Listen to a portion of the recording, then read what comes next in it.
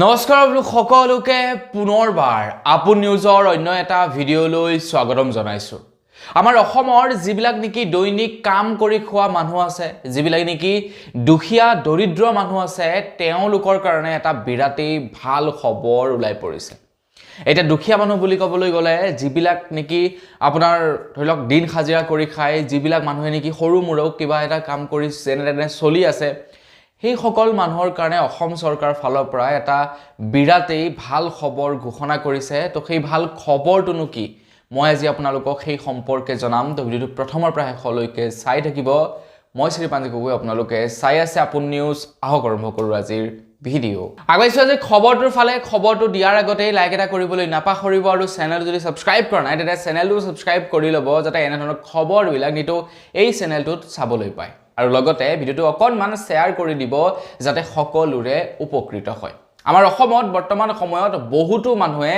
কাঠমিস্ত্ৰী কৰি চলি আছে, বহুতো মানুহে পকা কাম কৰি চলি আছে, বহুতো মানুহে আকৌ ঘৰৰ কালাৰ কৰি চলি আছে,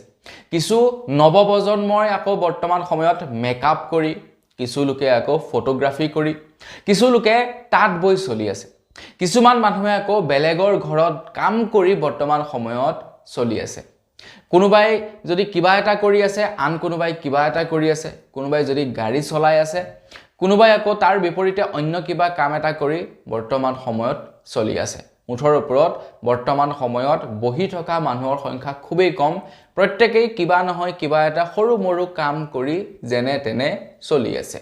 এতিয়া সেই সকল মানুহৰ কাৰণে এটা ভাল খবৰ ওলাইছে। অসম চৰকাৰে মুকলি কৰিছে এটা নতুন এপ্লিকেশ্যন, যিটোৰ নাম হৈছে কৌশল কানেক্ট। কৌশল কানেক্ট নামৰ এটা নতুন এপ্লিকেশ্যন মুকলি কৰিছে, যিটো এপ্লিকেশ্যন আপোনালোকে প্লে ষ্টৰত লাভ কৰিব। আৰু সেই এপ্লিকেশ্যনটোৰ জৰিয়তে এতিয়া আমাৰ অসমত দৈনিক কাম কৰি খোৱা মানুহবিলাকৰ যথেষ্ট পৰিমাণৰ সুবিধা হ'ব। অসমৰ মুখ্যমন্ত্ৰী ডক্টৰ হিমন্ত বিশ্ব শৰ্মাদেৱে কৌশল কানেক্ট নামৰ এটা এপ্লিকেশ্যন মুকলি কৰিছে 12 মাৰ্চ তাৰিখৰ দিনাখন। আৰু এই এপ্লিকেশ্যনটো আপোনালোকে প্লে ষ্টৰত লাভ কৰিব। এই এপ্লিকেশ্যনটোৰ জৰিয়তে কাঠমিস্ত্ৰী, বিদ্যুৎ কৰ্মী, ৰাজমিস্ত্ৰী, ৰং মিস্ত্ৰী, পানী মিস্ত্ৰী, ৰান্ধনী, খাদ্য যিসকলে বনায় তেওঁলোক, মেকানিক তেওঁলোক উপকৃত হ'ব, গাড়ী চালকসকল উপকৃত হ'ব, মেডিকেল এটেণ্ডেণ্ট, নাৰ্ছ, কেঁচুৱা তেওঁলোক উপকৃত হ'ব। আৰু তাৰ লগে লগে যিমানবিলাক ছিকিউৰিটি গাৰ্ড আছে, যিসকলে ই-কমাৰ্চ প্লেটফৰ্মত কাম কৰি আছে, ধৰি লওক ডেলিভাৰী বয় কিবা কিবি কাম কৰি আছে, বা যিসকলে নেকি মেকআপ আৰ্টিষ্টৰ কাম কৰি আছে, যিসকলে চাফাই কৰ্মী, বা যিসকলে ফটোগ্ৰাফী কৰি খাই আছে, যিসকলে ভিডিঅ' ক্ৰিয়েট কৰি খাই আছে, মানে দৈনিক উপাৰ্জন কৰি আছে, বা যিসকল নেকি শিপিনী, তেওঁলোকে এই এপ্লিকেশ্যনটোৰ জৰিয়তে উপকৃত হ'ব বুলি জনাইছে মন্ত্ৰী হিমন্ত বিশ্ব শৰ্মাদেৱে। এতিয়া কেনেকৈ উপকৃত হ'ব এই কৌশল কানেক্ট নামৰ এপ্লিকেশ্যনটোৰ জৰিয়তে? তো আপুনি যদি মই যিকেইটা কামৰ কথা ক'লোঁ, এই কামকেইটাৰ ভিতৰত যিকোনো এটা কাম যদি কৰে, তেনেহ'লে আপোনালোকে এই এপ্লিকেশ্যনটো আপোনালোকে ইনষ্টল কৰি লওক আপোনালোকৰ মোবাইলত। আৰু তাৰ পাছত আপোনালোকে যিটো বিভাগত কাম কৰে, সেইটো বিভাগেৰে আপোনালোকে এটা ID ক্ৰিয়েট কৰি লওক। আপোনালোকে যেনিবা ৰাজমিস্ত্ৰীৰ কাম কৰে, তো আপুনি নিজকে এজন ৰাজমিস্ত্ৰী বুলি এটা প্ৰফাইল ক্ৰিয়েট কৰি লওক এই এপ্লিকেশ্যনটো। যেতিয়া নেকি কোনো এজন ব্যক্তিক ৰাজমিস্ত্ৰীৰ দৰকাৰ হ'ব আমাৰ অসমত, তেতিয়া আপোনাৰ যদি ডিষ্ট্ৰিক্টত কাম ওলায়, তেতিয়া আপুনি সেই কামসমূহ কৰিবৰ কাৰণে সুবিধা পাব। আপোনালোকৰ ডিষ্ট্ৰিক্ট বাদ দিয়ক, আপোনালোকৰ যেনিবা চহৰতেই, আপোনালোকৰ অঞ্চলটোতে যেনিবা কোনো এজন ব্যক্তিক ৰাজমিস্ত্ৰীৰ দৰকাৰ হ'ল, তেতিয়া সেই ব্যক্তিজনে আপোনাক সেই এপ্লিকেশ্যনটোৰ জৰিয়তে কণ্টেক্ট কৰিব পাৰিব যে মোৰ ঘৰত এটা কাম আছে, আপুনি কৰিব নেকি? বোলে কিমান টকা হাজিৰা হ'ব বা কিমান টকা কণ্টেক্সুৱেল হ'ব, সেই হিচাপত মানে কাম কৰিবৰ কাৰণে সুবিধাখন প্ৰকাশ কৰিব বুলি জনাইছে অসম চৰকাৰৰ ফালৰ পৰা। বা বিভিন্ন ধৰণৰ চৰকাৰী কাম কাজবিলাক যেতিয়া ওলায়, চৰকাৰী কাম কাজবিলাকত কাম কৰিবৰ কাৰণে আপোনালোকক সুবিধাখন প্ৰকাশ কৰি দিব। এতিয়া চৰকাৰী কামটো ঢেৰ ওলাই ক'বলৈ গ'লে, প্ৰত্যেক ডিষ্ট্ৰিক্টে ডাঙৰ ডাঙৰ বিল্ডিং বনে, আৰু এটা ডাঙৰ বিল্ডিং যেতিয়া বনে, তাত ঢেৰ কাম ওলায়। যেনে ধৰি লওক তাত ৰং কৰাৰ কাম ওলায়, তাতে কাৰেণ্টৰ কাম কৰা ওলায়, তাতে পানীৰ কাম ওলায়, ঢেৰ কাম ওলায়, হয়নে নহয়? তাতে কাঠৰ কাম ওলায়। তো সেই কামবিলাক কোনে কৰে? সেইবিলাক কোনোবা নহয় কোনোবা কণ্ট্ৰেক্টৰে কৰে। আৰু কণ্ট্ৰেক্টৰে কি কৰিব লাগে? মানুহ বিচাৰি ফুৰিব লাগে, কামটো যদি কৰিছে গুৱাহাটীত মানুহ দিবহি তেজপুৰৰ পৰা তাৰ যথেষ্ট খৰচা হয় তো সেই একেখিনি মানুহকে যদি গুৱাহাটী মহানগৰীত পাই যায় তেতিয়া সেই মানুহজনৰ খৰচাটো কমি যায় চৰকাৰে সেই সুবিধাখন এতিয়া আপোনালোকক কৰি দিব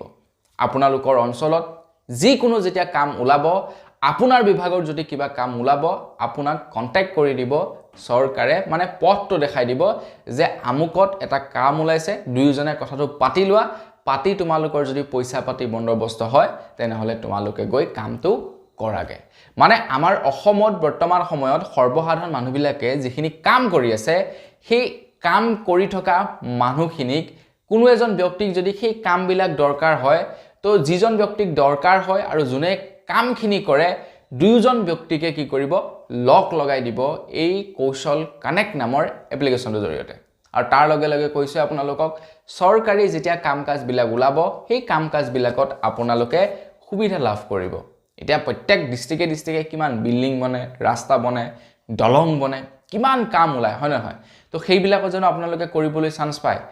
কোৰ পৰা মানুহ আনি কামবিলাক কৰাই থাকে তাৰ কোনো ঠিক নাই গতিকে আপোনালোকে সেই বস্তুবিলাকত কাম কৰিবৰ কাৰণে সুবিধাখন লাভ কৰিব যেতিয়া আপুনি ধৰি লওক বিশ্বনাথ চাৰিআলিত এটা ডাঙৰ যেনিবা মিউজিয়াম বনোৱাৰ সিদ্ধান্ত ললে অসম চৰকাৰে কোনোবা এজন কন্ট্ৰাক্টৰক সেই কামটো দি দিলে অসম চৰকাৰে কন্ট্ৰাক্টৰজনে মানুহ বিচাৰিব লাগে তো তেখেতে কি কৰিব এই এপটোত চাব যে বিশ্বনাথ চাৰিআলিত কিমান মানে পকা কাম কৰা মানুহ আছে কিমান ৰঙৰ কাম কৰা মানুহ আছে কিমান কাঠমিস্ত্ৰী আছে তেখেতে চাব পাৰিব আৰু সেই অনুপাতে তেখেতক যাক প্ৰয়োজন হয় লৈ আনি সেই কামবিলাক কৰাব পাৰিব আৰু মানে সেই কামখিনিৰ পৰা 2 টকা উপাৰ্জন কৰিব হয় নে নহয় কাম কৰা মানে পইচা ইনকাম কৰা আৰু এই কৌশল কানেক্ট নামৰ এপ্লিকেশনটোৱে সেই বস্তুকনকে কৰিব এতিয়া অসমত তো আপোনালোকে যিয়ে কাম নকৰক কিয় প্ৰথমে প্ৰফাইলটো ক্ৰিয়েট কৰি থওক 2 বছৰ হয়তো সময় লাগিব আপোনালোকে ইয়াতে কাম পাবৰ কাৰণে কিন্তু লাহে লাহে চাব আপোনালোকে মানুহবিলাকে মানে এই এপ্লিকেশন বিলাকৰ ওপৰত মানে তেওঁলোক নিৰ্ভৰশীল হৈ পৰিব যেনেকৈ নেকি বৰ্তমান সময়ত টাউন এৰিয়া বিলাকত মানুহে কৰবাত যাবলৈ হলে ৰেপিডো অলা উবেৰ বুক কৰে ঠিক তেনেকৈ এটা সময় আহিব যেটো সময়ত নেকি কাঠমিস্ত্ৰী বিচাৰি ফুৰি ফোন নকৰে কাঠমিস্ত্ৰী বিচাৰিব এই এপ্লিকেশনত যে আমাৰ ইয়াতে কোন কাঠমিস্ত্ৰী বৰ্তমান এভেইলেবল আছে দেখিছে এজন কাঠমিস্ত্ৰী খুব সুন্দৰ কাম কৰে তেখেতক বুক কৰিব তেখেতে ধুনীয়াকৈ আহি কামটো কৰি থৈ যাব অৱশ্যে অসম চৰকাৰে হয়তো এই এপ্লিকেশনটোৰ আৰ্হি মানস ৰবিনৰ পৰা লৈছে কিয়নো মানস ৰবিনে এটা এপ্লিকেশন মুকলি কৰিছিলে যিটোৰ নাম হৈছিলে ৰবিন আৰ্মি আৰু সেই ৰবিন আৰ্মি এপ্লিকেশনটোৱে সেই একেই কামখিনিয়ে কৰে এতিয়া হয়তো অসম চৰকাৰেও ৰবিন আৰ্মিৰ আৰ্হিতে এই এপ্লিকেশনটো মুকলি কৰিছে আৰু ইয়াতে সুবিধাকন হৈ গল কি হয়তো চৰকাৰে আপোনালোকক চৰকাৰী কামকাজবিলাকত কৰাৰ সুবিধাকন কৰি দিব পাৰে গতিকে আপোনালোকে ইনষ্টল কৰি ল'ব পাৰে ৰবিন আৰ্মি আৰু কৌশল কানেক্ট এপ্লিকেশন দুয়োটা আপোনালোকে প্লে ষ্টৰত লাভ কৰিব যেহেতু এটো স্পন্সৰ্ড ভিডিও নহয় তো সেই কাৰণে আপোনালোকক মই ইয়াতে এপ্লিকেশনৰ লিংক বিলাক নিদিম আপোনালোকে প্লে ষ্টৰত পাই যাব ডাউনলোড কৰি ল'ব যিসকলে নেকি দৈনিক কাম-কাজ কৰে তেওঁলোকৰ কাৰণে সুবিধা হ'ব আপোনালোকৰ লৰা বা আপোনালোকৰ ছোৱালী যদি মোবাইল চলাবলৈ জানে তেখেতলোকক ইনষ্টল কৰাই আপোনাৰ নামত এটা প্ৰফাইল ক্ৰিয়েট কৰি ল'বলৈ দিব যাতে আপোনালোকে কাম-কাজ বিলাকৰ সুবিধা লাভ কৰে তো বন্ধুসকল বস আজি ভিডিও জনাবলগীয়া খবৰ ইমানটো আছিল খবৰটো জানি আপোনালোকে কেনে পালে কমেন্ট সেকশনত জনাব যদি ভাল লাগিলে লাইক এটা কৰি দিব চেনেলটো সাবস্ক্ৰাইব কৰা নাই সাবস্ক্ৰাইবটো কৰি ল'ব পুনৰ এটা লগ কৰাৰ খালি বিদায় মাগিছো ধন্যবাদ জয়